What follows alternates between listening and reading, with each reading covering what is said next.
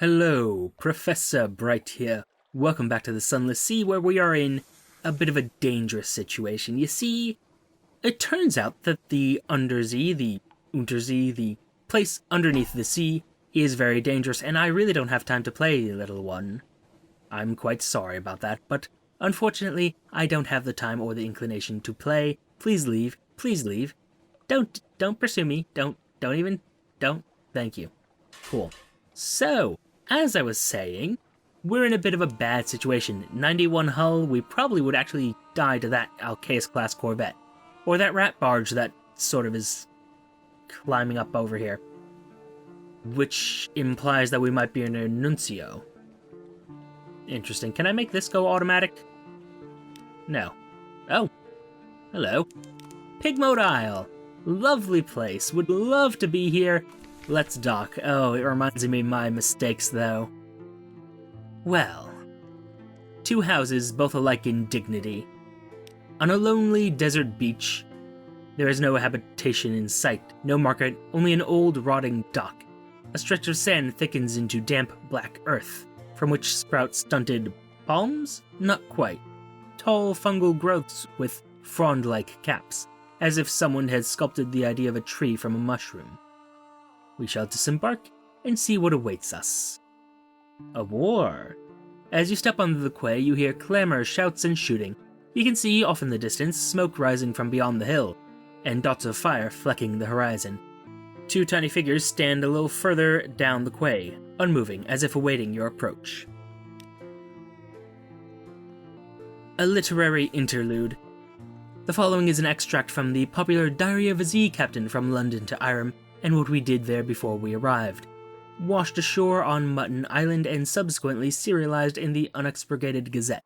The author's identity remains unknown. The tale of Pigmote Isle, in which a delegation is made, a choice is presented, war is declared, a most singular treasure is sought by all, and a new empire is founded with tooth and claw. Chapter 1, The Delegation.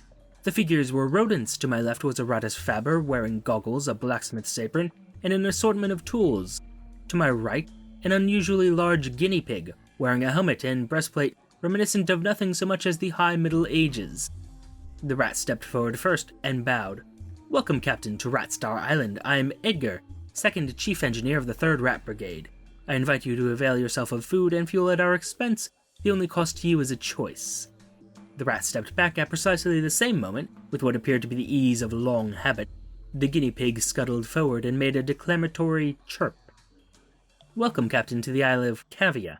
I'm Lady Augusta Devereux Swinch of the Blackwater Swinches, seneschal to our King Gracenor, first of his name. I invite you to avail yourself of food and fuel at our expense. The only cost to you is a choice." The two stood at attention, looking at me expectantly. The two remarkable rodents sat, squatted, both seeking my support.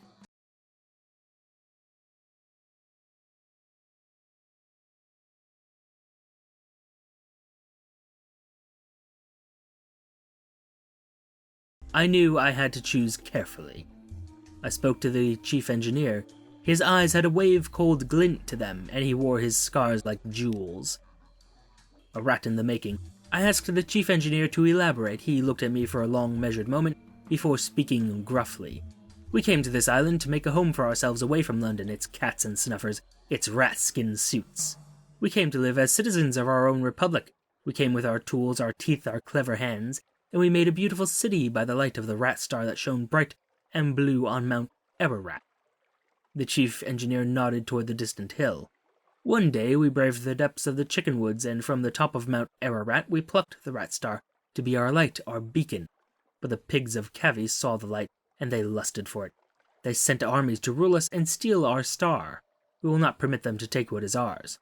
We will resist to our last breath. Will you join us in defeating them?" "Oh, I will, sir. But first, we speak to the seneschal. How did an armored guinea pig manage to look regal?" A knight out of habit, the seneschal cleared her throat with a delicacy to rival the Duchess's own before speaking. "Gracenor the king, our lord and sovereign, full 7 months had sojourned on the sea, conquered this land and won the southern main. Now no fortress against him shall remain. No city walls be left for him to gain, save the rats that squeak behind a mountain. Unlikely was the lamb of our deliverance, assured shall be our glories and their fall, when our lady's eyes restored be to our hall. The seneschal composed herself, then added, We saw truth and beauty by the light of our lady's eye on Mount Caveat. But the rats, with their guns and their chatter and their peasants' politics, stole it from us. We will subjugate them and take it back. They are a rebel, and we will rule them with the steel-shod velvet of our paws. Will you join us? Certainly not. I'm more inclined to science and progress, ma'am.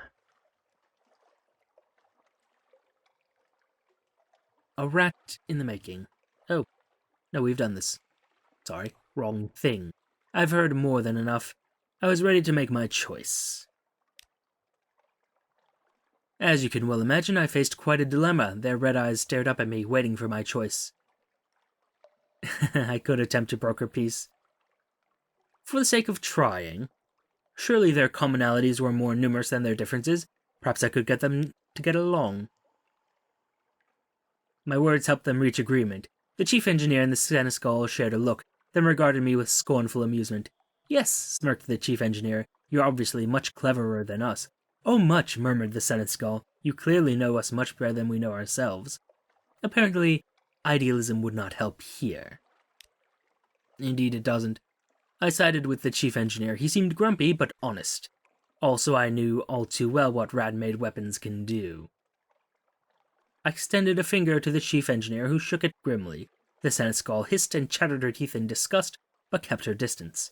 You made the right choice, said the chief engineer. Let me show you around. The chief engineer led me to the northern side of the island, skirting the chicken woods. We passed through a number of what can only be termed checkpoints, as fierce-eyed rats shouldered their derringers and saluted the chief engineer. Soon we came upon a small colony, smaller than some of the infestations I'd encountered in London flats, perhaps only 50 Ratus Faber altogether, working diligently to fortify their side of the island. The first thing I noticed was a brilliant light, beaming out from a stump of chickenwood about 6 feet high. It bathed the whole settlement in a clean blue glow, and was almost too bright to look at. By its light I could see several raised mounds of earth, suggesting shallow tunnels. An efficient fishing operation was set up by the water. An albino rat mended nets, while others stabbed sharpened sticks into the waves. Further inland was a barracks, where a sergeant barked drills at a small squadron of fighters. My arrival drew attention, and several rats paused in their work to look at me curiously. "Welcome to Murinia," said the chief engineer, voice warm with pride. "It's not much to look at now, but it will be once we've roused the cavies. Take a stroll around while I summon the war council." With that, he vanished into one of the mounds and left me to explore. Oh, let me see. The debate. Should I explore or should I not? I mean, I technically have already, but by the same token, I haven't in this captain and in this, sorry for the meta discussion, but within this series, if you get my meaning. I think we go on and speak and explore. Why not? Let's see here. I visited the rat's barracks. The drill sergeant appeared to be sizing me up. Were the few rats around her really all she had to launch an attack? We were fighting impressive odds. I approached the drill sergeant and went so far as to salute her, which earned me a grunt of satisfaction. The sergeant dismissed her troops and offered me a bit of chickenwood jerky to gnaw on. "There's more of us below ground," she explained, "but not enough. Cavies are bigger, and there's more of them. We're better with weapons, but haven't got the stuff to make 'em with. Most of us came here as stowaways and brought nothing but food, tools, and the fur on our back. We can fish, and we nibble the chickenwoods, but we can't make guns out of trees. The cavies came with their own steamer and seem to have endless supplies. We raid 'em, sometimes, but there's so few of us and we can never hold on to territory gained for long. That's of no consequence. All we want is to be left in peace to build our republic, and the Ratstar," she added thoughtfully after a moment. "Of course we want that, too." Let's take a closer look at this Ratstar. An excitable-looking rat was peering at it through smoky goggles, twitching her whiskers and making notes on what appeared to be real paper. Blue as a sapphire, but endlessly more brilliant. It's not a star, of course, not really, but try explaining that to the others. The chief engineer doesn't want me working too hard to convince them. Says this is better for morale, but just look at it. Look! She offered me the goggles. I managed to work them over just enough of one of my eyes to see the truth of what she was studying. It was Skintalak, but unlike any I'd seen before, blue as a sapphire but more brilliant. Something about the clarity of its color was tremendously soothing. The chief science officer tittered with pleasure as I handed her goggles back. Those of us who've been to the Cavi side of the island and lived to tell of it say there's plenty of glow there, plenty of bright in the water all around, but nothing like this. We took this from the island's center, Mount Ararat. Only it's not a mountain, of course, any more than this is a star. It's hollow, there's sweet water inside and coral crawling up the walls of it, but nothing that glows save this. It's ours now and no one can take it from us. Oh, we know that's not the case. But that's neither here nor there. I headed down to the beach. Whoever heard of a rat mending a net? With green billows played, an albino rat smiled up at me from his mending work, looking dainty and a little shy.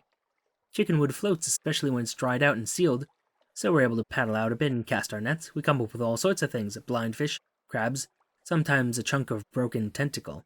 But the fishing would never be so good without the Ratstar, he beamed. I think it only draws good fish and keeps the scary ones at bay. I know the chief science officer doesn't believe it, but I do. That light is our livelihood. Wonder if that's actually the case. I finished my exploration. The bells of the War Council rang. I was summoned. The chief engineer emerged from underground with a motley assortment of other rats. He introduced them as weapons experts, strategists, and field commanders. So you're going to help us beat the Cavies, he said, a hard edge to his voice. But how exactly? Well, I'll offer my strategic assistance. We engineered a distraction that the LBs could use to plunder the Cavies' ship and turn the tide in their favor. A questing beast. I dressed up one of my sailors in a mess of shabby cloth smeared with prisoner's honey and instructed him to roll around in the black earth of the island. Soon we had a glorious mud monster to send thrashing through the chicken woods towards the Cavies. The distraction worked perfectly. The Cavies diverted their forces towards our makeshift beast, leaving the rats with very little opposition as they plundered the grounded ship. They returned triumphant, as did my sailors, laughing, having led the Cavies a merry chase. Within a few hours, the rats' diligence had resulted in the building of a remarkable cache of weapons with which they successfully routed their enemy. The rats, ever egalitarian, shared their spoils in addition to the promised food and fuel. And quite a bit of fuel at that, and Skintalak, which is... Ooh. Yep, this is my kind of thing. Also, these stats are very important. I need to build these up. I need them to be strong if they are to be independent in the long term. I would invite one of the Ratisfaber to join us. Well, the House of Cavi had fallen. Murinia was triumphant. All that remained were the celebrations and the continuation of our voyage. Oh, how we feasted long into the night. Then, I interceded on behalf of the Cavies. They were crushed, defeated, and I could see their spirits broken without the light of the Ratstar to guide them. They needed an advocate. A grudging concession. I appealed to the chief engineer's moral fortitude and sense of fair play. Perhaps the Cavies suffered the loss of the light from the center of the island. Perhaps they were only trying to get it back, not steal it from the rats. The chief engineer looked troubled at the thought. We only wanted to be left alone, he said. He looked towards the senescal, haphazardly bandaged among the rats' other prisoners. Perhaps further negotiation is possible. As I left, I saw the albino rat timidly offering a young Cavi prisoner a piece of fresh fish. Ah, wonderful. Their spirit is optimistic. And why not? If we can, why would we not? I invite one of the Ratisfaber to join us. After all, what's a ship without a few rats? Welcome aboard. The chief engineer wouldn't leave his colony, but he relayed my request to his people. The albino rat I saw mending nets shyly stepped forward. Good at fixing things, he said earnestly, and I'd like to see more of the world. I waited for him to gather up some effects and say goodbye to his family before accompanying him on board. The wide, dark sea beckoned. We'd eaten our fill and our business was concluded. It was time to continue our voyage and see what other wonders and terrors still awaited us. The end. There, you finish your diary entry and the final dregs of the rat's surprisingly good wine. They line up to salute you as you leave the victory banquet, escorting you to your ship through the foundations of their new republic. And there we are. Hail Murinia. I could request repairs. You know what? I have the money. Let's see how much repairs they'll do. Complete repairs. Interesting. Restored to order. The rats do an excellent job of patching the leaks and beating the hole into shape. All shall be well, as they say on Wolfstack docks. Interesting. So, I am in much better condition than I was before, and that was a long story, but I rather like it. Pigmote Isle is one of my favorite stories, and this time, I'm going to save the rats. And those of you who saw my previous series, you know exactly what I mean. I shall not let a single... well, I shouldn't say that. I won't let anyone else harm the rats. Just me. Let disperse. Use the extra fragments, we lost a bunch. And oh, discovered crab cake, isn't that lovely? But me, I want to go below. Because who knows what's down there? Of course, also, who knows what's up there? But that is neither here nor there.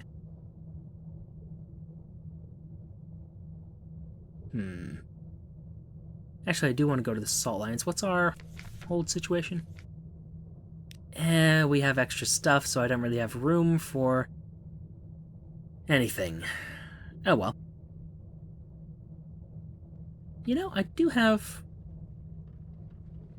I'm doing pretty... oh, hello. Doing pretty good overall. Oh, you're a Corsair Undergal... Really? You think this is a good idea?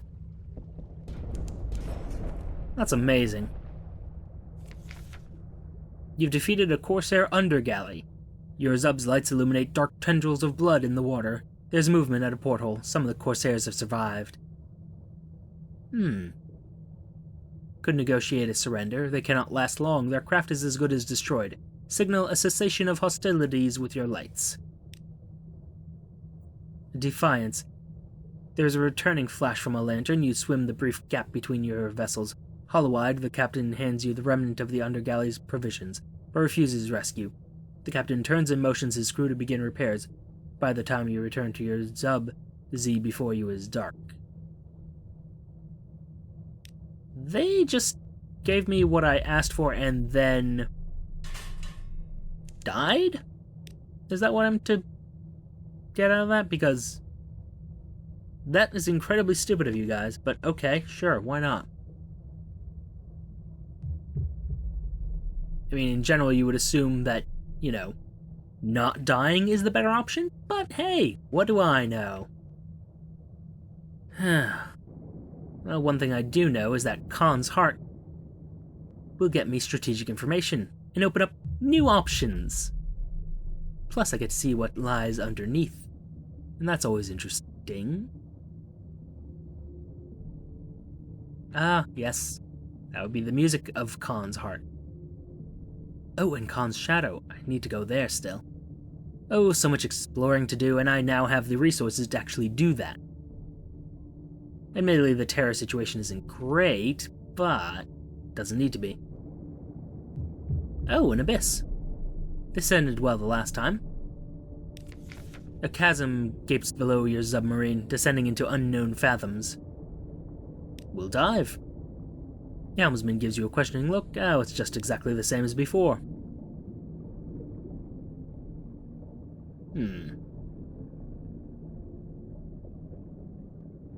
Forsake the rite of solace? I mean, do I want to do that? The abyss of scriptures. We'll forsake the rite of solace. It does decrease my veils, but it gains me hearts. Your bosun mutters a rapid prayer to Salt, off whom blessings and curses alike slide. There's no effect, of course. That night you do not dream of a woman clad in black. Her absence is as noticeable as a missing tooth. Oh. Oh, I see, he says. So I have to go to each of these abysses in a different order. Okay, and they don't show up on my map, I don't think. Okay, interesting. Your submarine lights illuminate bas reliefs carved into the walls of the chasm. They depict men and women rowing from a sunless city. Then, far as Z, scuppering their ships. Symbols etched into the wall flicker with fire. Record their messages. A true sailor may survive reading these etchings, they say. You don your diving gear. Oh, apparently I failed. That's unfortunate. You don your diving gear. You brush away the sand half filling the carving. Your lamp gives its pattern a sharp shadow. It's uncomfortably warm. Focus. This carving resembles a whirlpool.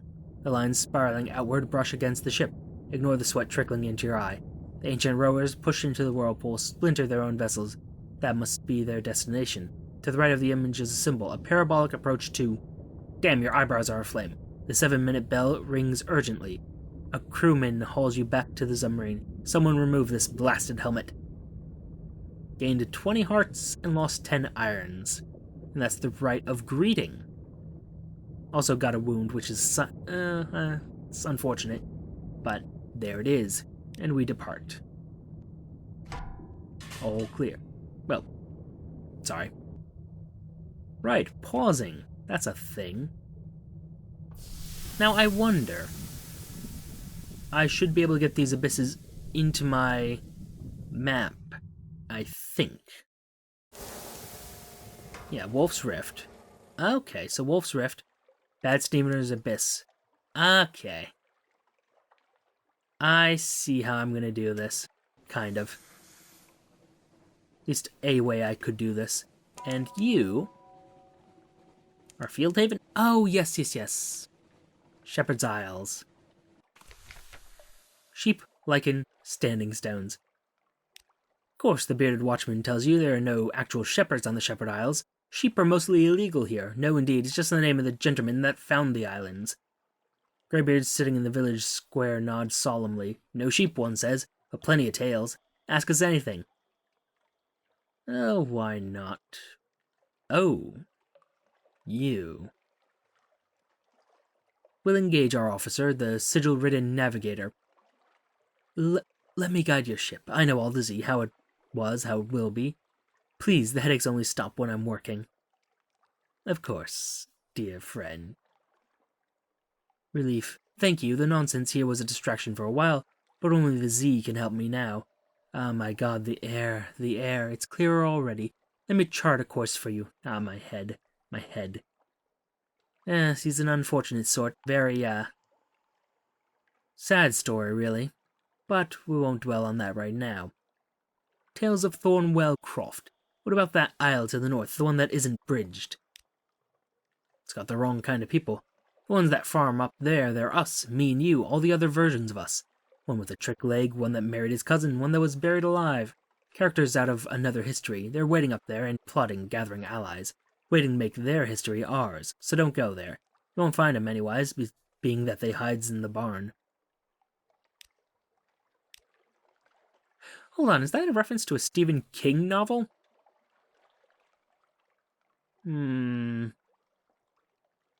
Anyway, not sure if it is or not. But compile our port report. Oh yes, there's been goings-on. The bleak light of the false stars, surface roiling like a porridge pot, up with a roar of steam and a flash of fire. 3 widows swim in tentacles, and then we saw His Highness. His Highness, you say? There's rather a lot of this material. Indeed there is. Next episode, plan is to go to Khan's Heart, get our strategic information, and then get our way back to London because, well, we would love to have our vital intelligence and, access to spies. But for now, thank you for your time. Note the like, comment, and subscribe buttons below. Use them responsibly, and I shall see you all soon.